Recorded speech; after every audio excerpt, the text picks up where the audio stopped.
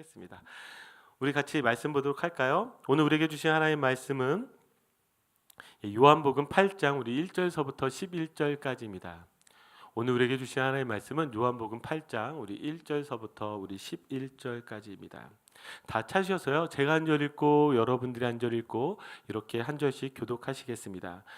마지막 11절은 같이 한 목소리로 읽겠어요. 자, 제가 먼저 1절 읽겠습니다. 예수는 감난산으로 가시니라. 2절 여러분. 아침에 다시 성전으로 들어오시니 백성이 다 나아오는지라 앉으사 그들을 가르치시더니 서기관들과 바리새인들이 간음 중에 잡힌 여자를 끌고 와서 가운데 세우고 예수께 말하되 선생이여 이 여자가 간음하다가 현장에서 잡혔나이다. 모세는 율법에 이러한 여자를 돌로 치라 명하였거니와 선생은 어떻게 말하겠나이까. 그들이 이렇게 말함은 고발할 조건을 얻고자 하여 예수를 시험함이러라. 예수께서 몸을 굽히사 손가락으로 땅에 쓰시니 그들이 묻기를 마지 아니하는지라. 이에 일어나 이르시되 너희 중에 죄 없는 자가 먼저 돌로 치라 하시고 다시 몸을 굽혀 손가락으로 땅에 쓰시니 그들이 이 말씀을 듣고 양심의 가책을 느껴 어른으로 시작하여 젊은이까지 하나씩 하나씩 나가고 오직 예수와 그 가운데 섰는 여자만 남았더라. 예수께서 일어나사 여자 외에 아무도 없는 것을 보시고 이르시되 여자여 너를 고발하던 그들이 어디 있느냐 너를 정죄한 자가 없느냐. 함께 읽겠습니다. 대답하되 주여 없나이다. 예수께서 이르시되 나도 너를 정죄하지 아니하노니 가서 다시는 죄를 범하지 말라 하시니라. 아멘. 지금 예수님 앞에 간음하는 현장에서 붙잡힌 한 여인이 끌려 나옵니다. 자, 바리새인과 서기관들이요 예수님을 고소할 조건을 좀 찾기 위해서 이 여인을 데리고 온 거죠. 오늘 5절을 보니까 이렇게 이야기합니다. 모세는 율법에 이러한 여자를 돌로 치라 명하였거니와 선생은 어떻게 말하겠나이까.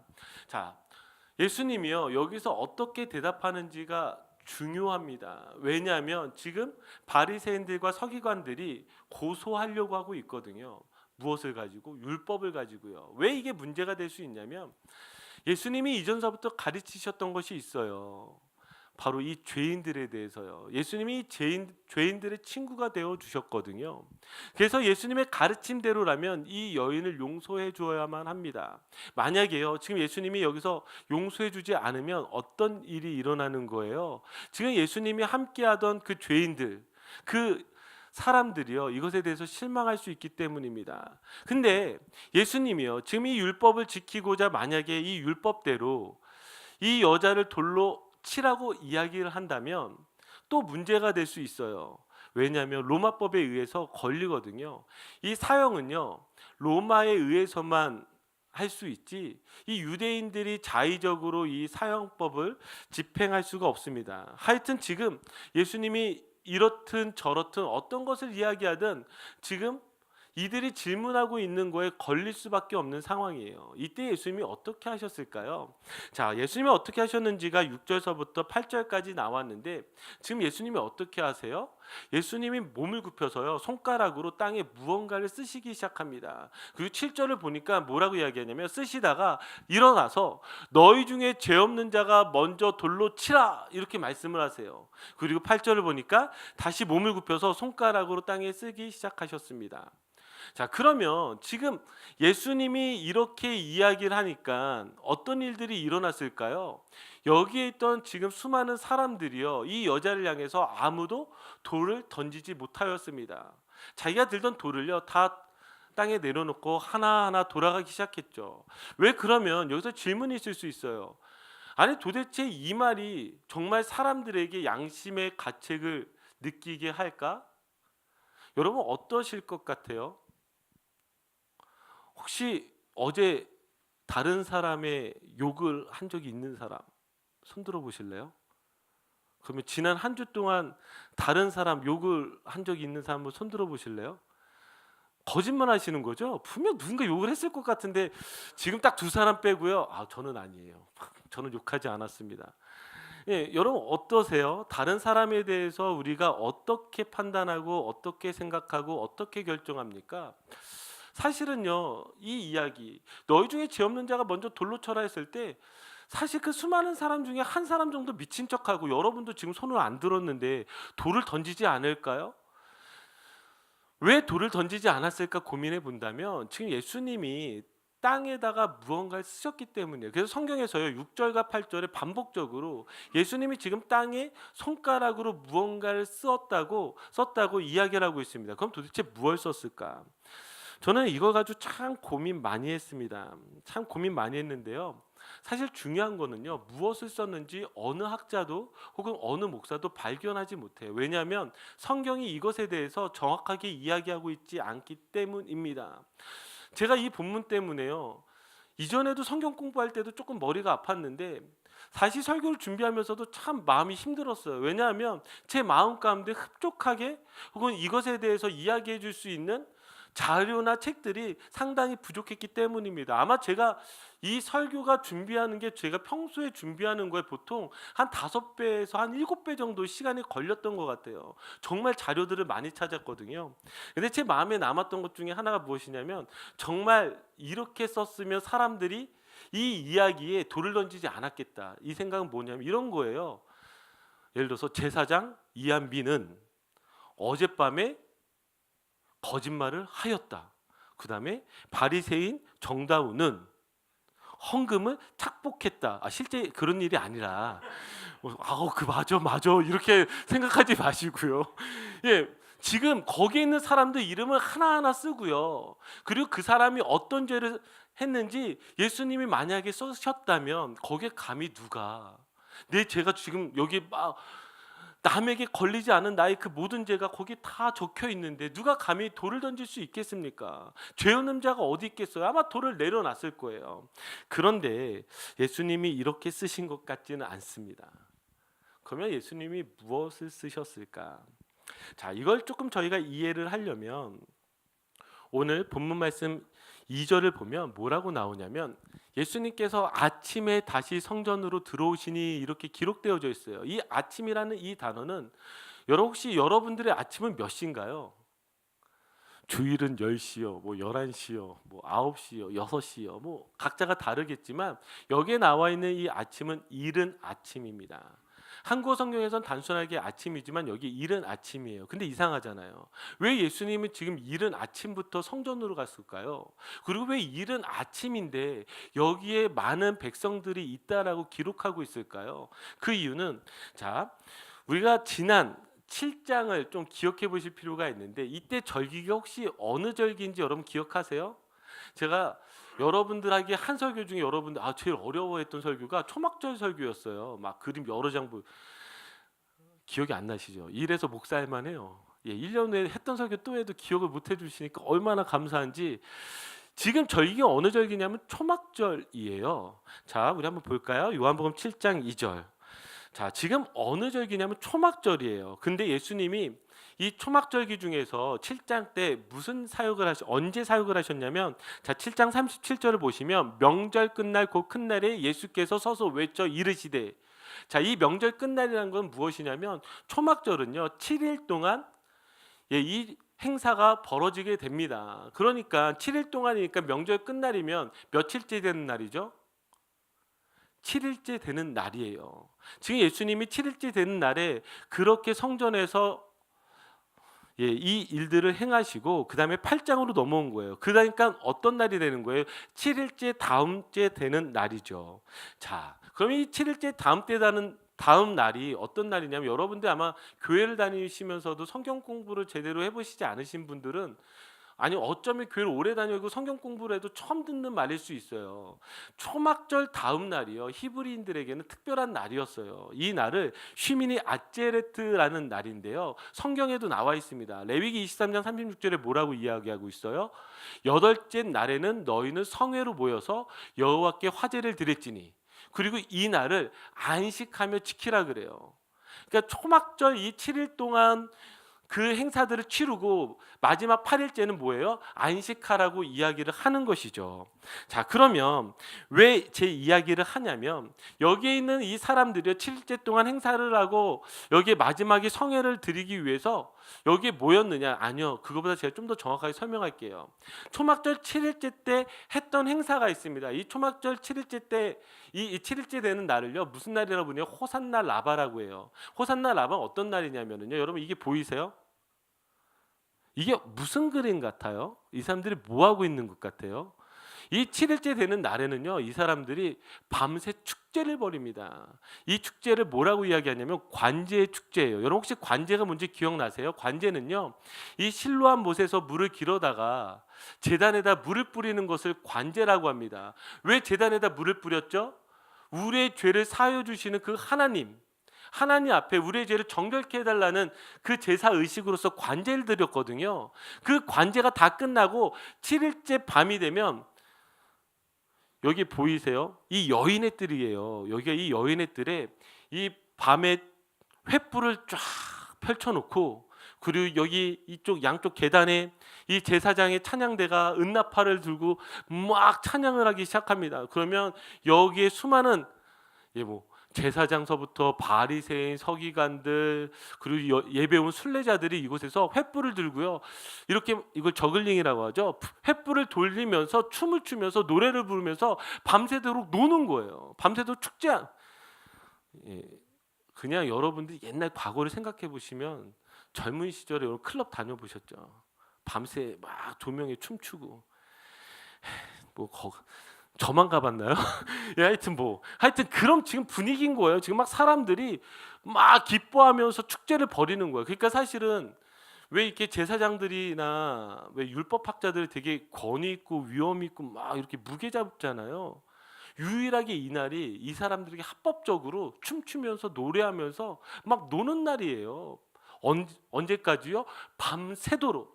자, 이들이 밤새도록 축제를 하는 이유가 있는데 그 이유가 무엇이냐면 그 이유가요. 여기 이때 당시에 그 랍비 문헌을 보면 뭐라고 기록하고 있냐면은요. 관제 축제를 구경하지 못한 사람은 진정한 기쁨을 경험하지 못한 자다. 그러면서 뭐라고 이야기하냐면 이들이 밤새도록 하나님을 찬양하면서 마지막에 무엇에 대한 찬양을 하냐면 우리의 죄를 사해 주시는 하나님, 우리의 죄를 용서해 주시는 하나님을 마지막에 찬양하면서 끝나는 거예요. 그래서 여러분들이 잘 아시는 유명한 랍비 한 명이 있습니다. 랍비 가마리엘 들어보셨어요? 예, 바울의 스승. 이때 당시에 가장 큰 선생이었거든요. 이 가마리엘이 뭐라고 이야기하냐면 죄를 사해 주시는 이 하나님에 대해서 언급하면서 이렇게 이야기합니다. 하나님이 어떤 사람의 죄를 용서하지 않는가? 그것은 바로 교만한 사람이다. 하나님은 교만한 사람의 죄를 용서하지 않는다. 그러면서 이때 당시에 읽었던 그 말씀을 이야기하는데 그게 바로 다니엘서 7장 10절이에요. 한번 같이 읽어보겠습니다. 자, 시작. 불이 강처럼 흘러 그의 앞에서 나오며 그를 섬기는 자는 천천히요 그 앞에서 모셔선 자는 만만이며 심판을 베푸는데 책들이 펴 놓였더라. 아멘. 지금 어떤 말씀이냐면 지금 심판의 불이요 강처럼 막 흐르고 있는 거예요. 자, 거기에 뭐예요? 수많은 사람들이 그 자리에 섰죠. 근데 이 불이 어떤 불이에요? 심판의 불이에요. 그래서 사람들의 심판을 행하는 책들이 쫙 펼쳐진 거예요. 그래서 각 사람마다 어떤 심판을 받아야 되는지, 어떤 불의 심판을 받아야 되는지 그 책들이 펼쳐져 있는 거죠. 그러면서 가마리엘이 경고하고 있어요. 뭘 경고하고 있어요? 하나님이 어떤 사람의 죄를 용서하지 않는가? 그건 바로 교만한 사람이다. 하나님은 교만한 사람의 죄를 용서하지 않는다. 자, 그럼 이 말이 어떤 말이 될까요? 자, 이걸 좀 설명해 드리기 위해서요. 누가복음에 나오는 바리새인과 세리의 기도가 있습니다. 이 바리새인과 세리의 기도가 있는데 맥스 루케이도 목사님이 이걸 현대판으로 좀 이 글을 바꾸셨어요. 제가 한번 좀 읽어 드릴게요. 종교회의에 참석한 한 어르신이 이렇게 기도하였습니다. 이 바리새인은 이렇게 표현했어요. 그러면서 뭐라고 이야기하냐면, 세상에 나 같은 사람이 있게 해주시니 감사합니다. 길 모퉁이에 사는 저 친구는 정부의 보조금으로 먹고 살지만 나는 그렇지 않습니다. 거리를 배회하는 저 창녀는 에이즈에 걸렸지만 나는 깨끗합니다. 술집에 앉은 저 주정뱅이는 술이 없으면 못 살지만 나는 그렇지 않습니다. 저 동성연애자에게는 도덕적 회복이 정말 시급하지만 내게는 그럴 필요가 없습니다. 나 같은 인간을 세상에 존재케 하신 하나님 정말 감사합니다. 지금 이 사람이 뭐라고 기도하고 있는 거예요? 저런 사람들과 같지 않아서 감사합니다 이렇게 기도하고 있는 거예요. 그런데 자, 여기에 지금 칭찬하고는 좀 거리가 먼 한 사람, 세리겠죠. 한 사람이 참석하는데요. 그 사람이요, 죄를 뉘우치면서 마음을 치면서 사실은 하늘도 우러러 보지 못하고 고개를 푹 숙인 채 이렇게 기도하고 있어요. 제가 읽어드릴게요. 하나님, 이 죄인을 불쌍히 여겨 주소서. 정부 보조금으로 사는 저 형제처럼 저도 주님의 은혜에 기대어 하루하루 연명합니다. 에이즈에 걸린 저 자매처럼 저도 나쁜 행실에 물들었습니다. 술에 절어 사는 저 친구처럼 저에게는 고통을 덜어줄 무언가가 필요합니다. 주님이 저 동성연애자들을 사랑하시고 바른 길을 알려주신 것과 같은 은혜를 제게도 베풀어 주소서. 주여, 이 죄인에게 자비를 베푸소서. 자, 여러분, 하나님이 어떤 사람의 기도를 들어줄까요? 지금 바리새인과 세리, 지금 죄라고는 하나도 없는 것처럼 보여지는 한 사람과, 아니 너무나 죄가 많고 연약해 보이는 그 한 사람, 이 두 사람의 기도 중에서 어떤 사람의 기도를 들어주실까요? 자, 이걸 누가복음 18장 14절 세 번역에 예수님이 이렇게 말씀하세요. 제가 읽어드릴게요. 내가 너희에게 말한다. 의롭다는 인정을 받고서 자기 집으로 내려간 사람은 저 바리새파 사람이 아니라 이 세리다. 누구든지 자기를 높이는 사람은 낮아지고 자기를 낮추는 사람은 높아질 것이다. 아멘. 지금 누가 죄 용서를 받았어요? 두 번째 기도한 세리요. 지금 죄로 얼룩졌던 그 사람이요. 지금 그 사람이 왜 용서를 받을까요? 아까 제가 뭐라고 얘기했어요? 랍비 가말리엘이요. 지금 이 관제 축제를 이야기하면서 초막절 7일날 행했던 이 마지막 밤에 그 밤새도록 향하는 그 축제를 보면서 다니엘서 7장 10절을 이야기하면서 이렇게 이야기했어요. 하나님이 어떠한 사람의 죄를 용서하지 않는가? 그 사람 바로 교만한 사람이다. 교만한 사람이 뭐예요? 자기의 죄를 보지 못하는 사람인 거예요. 그러니까 이들은요, 밤새도록 춤을 추면서 우리의 죄를 용서해 주시는 하나님, 나의 죄를 용서해 주시는 하나님을 찬양했단 말이죠. 그리고 이 새벽에, 이 이른 아침에 지금 그 여자가 끌려왔을 때 지금 이 사람들이 어떻게 지금 이 여자를 정죄하며 돌을 던지지 않을 수 있었을까라고 본다면은요, 그들이 그 전에 밤새도록 그렇게 찬양했던, 그리고 마지막에 고백했던 이 말씀, 교만한 사람은 용서받지 못한다라는 거, 나도 동일하게 죄인이라는 것을 인정하라는 그 사실을 받아들였기 때문이 아닐까요? 자, 한 가지 더 좀 우리가 생각해 볼 필요가 있는데, 제가 아까도 이야기 드렸지만 지금 예수님이 무엇을 쓰셨는지 정확하게 알 수 없어요. 그렇잖아요. 정확하게 알 수 없어요. 이걸 만약에 정확하게 안다고 이야기한다면 그 사람은 이단이에요. 여러분, 그런 사람과는 좀 멀어지는 게 좋습니다. 성경에서 말하고 있지 않아요. 그러면 우리가 여기에서 무엇을 알 수 있을까? 저는 왜 두 번이나 강조했을까라고 생각을 해본다면 꼭 이것과 마찬가지예요. 지금 무엇을 쓰셨는가가 아니라 그 쓰는 행동 자체로 무언가를 우리에게 말씀하시는 것이 아닐까? 지금 예수님께서 무언가를 쓰시는 것을 통해서 우리에게 무언가를, 어떤 미닝을 좀 보여주고 싶은 것이 아닐까? 그렇게 생각해 보았습니다. 그러고 보니까요, 호세아 선지자가요, 그 이스라엘에게 지금 무언가를 말하기 위해서 했던 행동이 무엇이냐면 창녀와 결혼하잖아요. 왜 결혼해요? 지금 도저히 결혼할 수 없는 여인이고 사랑할 수 없는 여인인데, 그럼에도 불구하고 호세아가 그 여인을 가슴으로 품어버리잖아요. 왜죠?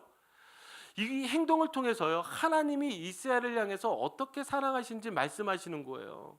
너 저 여자와 같아. 그러나 내가 너를, 호세아가 그렇게 결혼하고 너를 품었던 것처럼 나도 너를 버리지 않고 나도 너를 이렇게 사랑한다라고 그 행동을 통해서 상징을 보여주잖아요. 그렇다고 한다면 지금 예수님이 지금 이 쓰는 모습을 통해서 우리에게 상징을 보여주려고 하는 것이 무엇일까? 자, 그러고 보니까 제게 한 장면이 떠올랐는데 출애굽기 32장 16절이에요. 자, 우리 한번 같이 읽어볼까요? 시작. 그 판은 하나님이 만드신 것이요 글자는 하나님이 쓰셔서 판에 새기신 것이더라. 아멘. 이 판이 무슨 판이에요? 돌판이요. 고기 구워 먹는 돌판 아니고요. 이 판이 무슨 판이죠? 무슨 돌판? 하나님의 계명이 새겨진 돌판이요. 근데 여기 뭐라 표현하고 있어요? 하나님이요, 지금 모세에게 받아 적어라 하신 것이 아니라 이 돌판에 하나님께서 직접 하나하나 다 새겨주셨어요. 무엇을요? 계명을요. 그런다면 예수님이 이 땅에 왜 오셨죠? 우리에게 새 계명을 주시기 위해 오셨잖아요. 요한복음 13장 34절 보니까, 자, 우리 한번 같이 읽어보겠습니다. 시작. 새 계명을 너희에게 주노니 서로 사랑하라. 내가 너희를 사랑한 것 같이 너희도 서로 사랑하라. 여기 뭐라고 얘기해요? 예수님도요, 우리에게 새 계명을 주시기 위해 오셨대요. 지금 예수님이 쓰는 이 모습은 무엇을 상징하고 있어요? 하나님이 이스라엘 백성들에게 그 계명을 주셨던 것과 같이 예수님도 우리에게 새 계명을 주신다라는 것이죠. 마태복음 22장 36절 40절을 보아도요, 예수님은 무엇을 계속해서 강조하고 있냐면 율법 중에 무엇이 가장 크죠? 37절에 보니까 주 너의 하나님을 사랑하는 거래요. 또 무엇이죠? 39절을 보니까 내 이웃을 내 자신과 같이 사랑하라 하신 거예요. 그러니까 율법에서 가장 중요한 것이 무엇이에요? 사랑이에요. 사랑이요. 제가 한번 물어볼게요. 하나님이 우리에게 율법을 주신 이유가 우리를 죽이기 위해서 주셨을까요? 아니요. 절대 그렇지 않아요. 우리에게 율법을 주신 이유가 무엇이죠? 살리기 위해서 주신 거예요. 그런데 우리가 곰곰이 생각해 보니까요, 우리는 이 율법을요 죽이는데 사용하고 있어요. 죽이는데요. 그러다 보니까요, 우리가 교회 안에서도요 이렇게 생각할 때가 많아요. 우리가 생각하는 그 율법으로 다른 사람들을요 판단하고 정죄하기 시작하는 거죠. 아, 저 집사는 왜 저래? 저 집사는 왜 맨날 예배 시간마다 늦어? 왜 말씀 시간에 늘 졸아? 왜 저 집사는 헌금을 잘하지 않아? 왜 헌신하지 않아? 왜 저 사람은 저렇게 옷을 입고 다니지? 왜 저 사람 눈빛이 저러지? 우리는요 각자가 가지고 있는 그 율법들을 가지고 무엇하고 있는 거예요? 다른 사람들을 죽이는 거예요. 근데 예수님이 주신 계명은 무엇이에요? 지금 죽이는 게 아니라 살리는 거예요. 그러면 다시 이야기해 볼까요? 여러분들에게 이 율법은 어떤 의미가 됩니까? 율법의 점수는 여러분들 몇 점 되세요? 여러분들은 과연 성경에서 말씀하신 대로 정말 잘 살고 있나요? 우리는 자기의 만족을 어디에서 찾고 있냐면 다른 사람보다 괜찮아, 난 너보다 그래도 착해, 나는 그래도 너보다 잘 믿어, 이런 기준으로 여러분들의 점수의 안정을 찾고 계신가요? 근데 율법의 점수는요 100점밖에 여러분 통과할 수가 없어요. 근데 세상에 어느 사람이 100점 맞을 수 있어요? 100점 맞을 수 없어요. 어떻게 그러면 이 율법이 우리를 살리는 율법이 됩니까? 그래서 예수님이 여러분들을 위해서 죽으신 거예요. 율법의 잣대로 여러분들을 갖다 대니까 여러분들이 죽을 수밖에 없으니까요.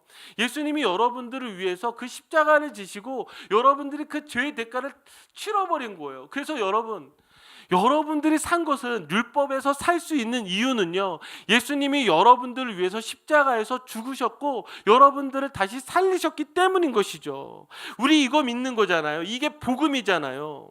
그런데 여러분들은 정말 여러분들 안에 복음이 있는 거예요. 이 가늠한 여인을 보면서 어떻게 저런 죄를 범할 수가 있어가 아니라 우리가 바라봐야 되는 거는 나도 저 가늠한 여인과 같이 그 율법에서 죽을 수밖에 없는 사람이지만 예수님이 나를 살리셨구나.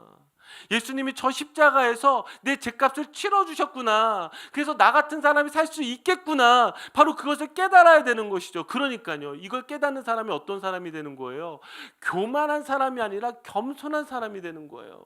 높아지는 사람이 아니라 낮아지는 사람이 되는 거예요. 다른 사람을 향해서 죽이는 율법을 가지고 판단하고 정죄하는 것이 아니라 나를 향해서 판단하고 정죄하고, 그리고 그것이 예수 그리스도 안에서 무엇이 되는 거예요? 다시금 은혜가 되는 거예요. 왜요? 나는 십자가에서밖에 살지 못하기 때문인 것이죠. 한번 제가 여러분에 이렇게 이야기해 볼까요? 여러분 저 좋아하시죠? 좋아하니까 뭐 개척교회인데 이렇게 같이 가시는 거잖아요. 근데요, 제가 욕심에 사로잡혀서요 복음을 저버리고 교회를 크게 하는 것에만 빠져 있다면 여러분 어찌하시겠습니까? 아니 명예에 사로잡혀서요 제가 정치만 하고 있어요. 그러면 여러분 어찌하시겠습니까? 아니 제가 물질에 마음이 뺏겨서요 교회 헌금을 제 마음대로 그냥 제 쓰고 싶은 대로 사용한다면 여러분 어떻게 하시겠습니까?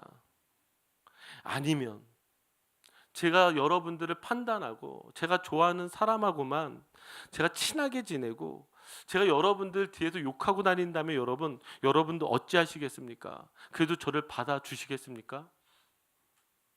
감사합니다. 어찌 한 명도 안 받아주시네요. 왜 안 받아줘요? 왜 받아줄 수 없어요? 제가 그런 사람이니까요. 근데요, 제가 오늘 말씀을 다시금 오늘 아침에 말씀을 붙잡고 기도하면서 동일하게 저는 그런 목사가 아니라고 생각해요. 아마 여러분도 저를 아시겠지만 저는 그런 목사는 아니에요. 안 그러려고 발버둥 쳐요. 그런데요, 제 마음이 어떤 마음인 줄 아세요? 제가요 드러나지 않았을 뿐이지 저도 그런 목사와 별반 다를 바가 없는 사람이더라고요. 왠 줄 아세요? 저도 죄인이니까요. 저도 십자가 앞에서 저도 은혜가 필요한 사람이고 주님이 저를 사랑해 주셔서 저를 구원해 주시지 않으면 저도 이 자리에 설 수 없는 사람이라는 것이 분명한 사람이니까요. 여러분들은 저를 보면서 무엇을 여러분들이 발견하셔야 되냐면 이 가늠한 여인을 보면서 저 여인이 나와 똑같다라는 것을 바라보는 것과 같이 죄인인 목사가 이 자리에 서는 저의 모습을 보면서 여러분 똑같이 저 목사와 똑같이 나도 연약한 사람이라는 것을 여러분들이 함께 고백하였으면 좋겠습니다. 그게 바로 복음이에요. 내가 연약하다는 걸 인정하는 거, 그리고 내가 죄가 많다라는 것을 인정하는 거, 주님이 아니고서는 도저히 소망이 없다라는 것을 인정하는 거, 그것이 바로 우리가 가져야 되는 복음인 것입니다. 자, 그래서 예수님이 마지막에 이렇게 이야기하셨어요. 요한복음 8장 11절. 자, 우리 한번 같이 읽어볼까요? 대답하되 주여 없나이다. 예수께서 가라사대 나도 너를 정죄하지 아니하노니 가서 다시는 죄를 범치 말라 하시니라. 아멘. 이 여인에게 무엇을 이야기하죠? 나도 너를 정죄하지 아니하노니. 이 말씀 때문에 우리가 살아갈 수 있는 거예요. 예수님이 죽이는 율법으로 여러분들을 정죄하는 것이 아니라 살리는 율법으로 여러분들에게 다가오셨어요. 그리고 마지막 이렇게 이야기하시죠. 다시는 죄를 범치 말라. 제가 이 말씀 가지고 고민했을 때에 일전에 저희가 함께 생명의 삶으로 묵상했던 야고보서 2장 8절 9절 말씀이 떠올랐습니다. 자, 우리 한번 이 말씀 읽어보도록 할게요. 자, 우리 같이 읽겠습니다. 너희가 만일 성경에 기록된 대로 내 이웃 사랑하기를 내 몸과 같이 하라 하신 최고의 법을 지키면 잘하는 것이거니와 만일 너희가 사람을 차별하여 대하면 죄를 짓는 것이니 율법이 너희를 범법자로 정죄하리라. 아멘. 여러분 이 말씀 기억하셨으면 좋겠어요. 뭐라고 얘기해요? 사람 차별하지 말래요. 어느 누구도 다른 사람을 차별할 수 없어요. 하나님은요 그 사람 살리려고 십자가 지셨어요. 여러분 살리려고 십자가를 지신 것과 같이 여러분들이 정죄하고 있는 그 사람을 살리기 위해서 무엇 하신 거예요? 예수님이 십자가 지신 거예요. 우리에게 다시금 이야기하는 게 무엇이냐면 사람을 두고 차별하지 말라는 거예요. 성경은 단 한 번도 부자든 가난한 자든 성격이 좋은 사람이든 성격이 나쁜 사람이든 아니 행실이 바른 사람이든 행실이 바르지 못한 사람이든 차별한 적이 없어요. 복음 안에서 그 사람 그대로를 받아줬어요. 왜요? 예수님이 그 사람을 위해서 십자가를 지셨으니까요. 저는 저희 교회가 그런 교회가 되었으면 좋겠습니다. 아멘. 여러분, 우리조차도 품지 않으면서 어떻게 저 세상을 품으려고 하고, 우리조차가 교회가 되지 않으면서 어떻게 우리가 다른 교회를 세워갈 수 있겠습니까? 여러분들이 옆에 있는 남편과 아내를 사랑하지 않으면서, 아니 나와 함께하고 있는 공동체 집사님들을 사랑하지 않으면서, 아니 저 청년을 가슴으로 품지 않으면서 우리가 어떻게 다른 사람을 차별하지 않는다라고 말할 수 있겠습니까? 여러분, 우리가 정말 마음을 다해서 차별하지 않고 그 사람 그대로를 받아주고 사랑하기를 간절히 원합니다. 아멘. 같이 기도합시다.